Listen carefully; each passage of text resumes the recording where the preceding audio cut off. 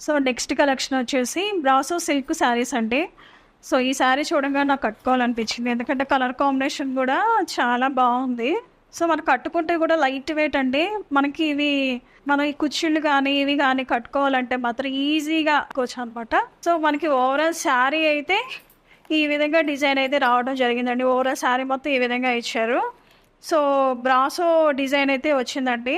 బార్డర్లో అయితే sequence lines అనేది మనకి ఇక్కడ ఇచ్చారండి. అంటే చిన్న చిన్న చెంకీస్తో సీక్వెన్స్ లైన్స్ అనేది రావడం జరిగింది.